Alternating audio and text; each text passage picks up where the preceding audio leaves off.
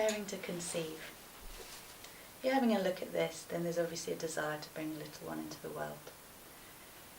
I can't say enough about spending some time preparing yourself for this incredible journey, and you may already have taken some steps towards this. Perhaps you actually find that you're having some trouble conceiving, and that's why you're watching this video right now. There are several issues to consider when there are difficulties in creating a little one. Also, these are issues to consider before you even try, if you get the chance to. Firstly, it's important to think about your relationship with womanhood in general. What is your relationship with your mother like, your grandmother, your great-grandmother?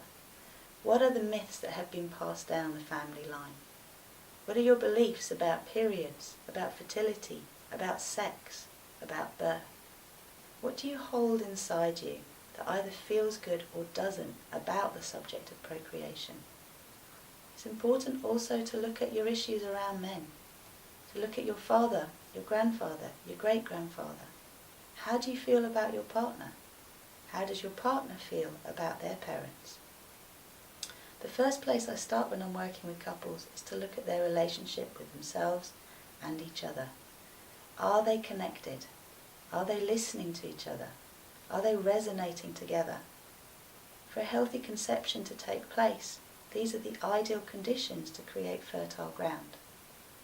It's also important to think about how you feel in yourself about yourself. Do you hold issues of resentment, of unforgiveness? Do you find yourself holding on to feelings that we need to let go of a long time ago? What are your feelings about the future? Do you feel safe? Do you feel secure? All these questions are there to ask you to think about what's going on in your life. Do you really want to bring someone into it? Babies change our lives forever, and they change who we are too. I'm sure that you've seen lots of children around, and consider that for some people it may be very easy to get pregnant, and they don't actually need to consider the things that I'm suggesting to you.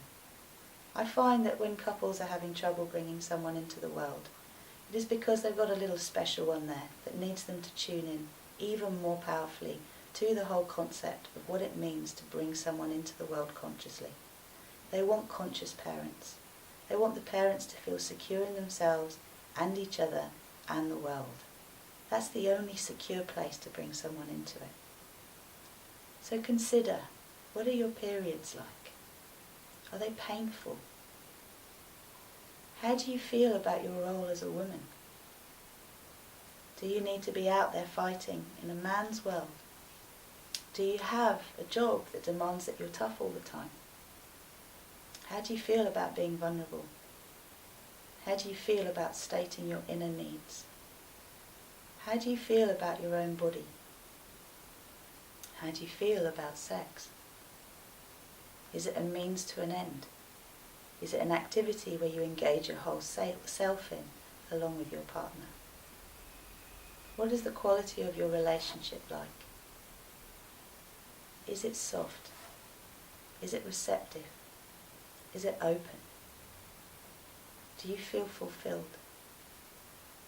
What do you want to offer this little one? Do you want to repeat the way you were parented? Do you have any resistance to parenting because of the way you were parented? Babies don't come with a guidebook. Many parents say this. They actually do come with a guidebook. The guidebook is in your heart. You will feel constantly as a parent, and you need to be tuned into that feeling. There are 100 experts out there going to tell you different things about how you should raise your little one, and your family, your culture, your tradition will have its own ideas. Are you just going to follow, or are you going to lead? What do you want to instill in terms of values into a new little person's life? How do you want to see them succeed or go forward in the world? Do you care about the planet, about the environment that you're bringing the little one into? What about school? What about ideologies and religion? There has to be a sense of harmony within the self, within the relationship, within the home, to make the space inside you fertile for a little one to come along.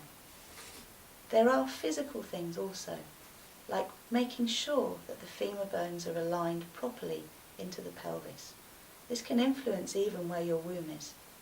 Issues such as low sperm count or irregular periods are usually an indication of there being some kind of resistance to bringing life into the world.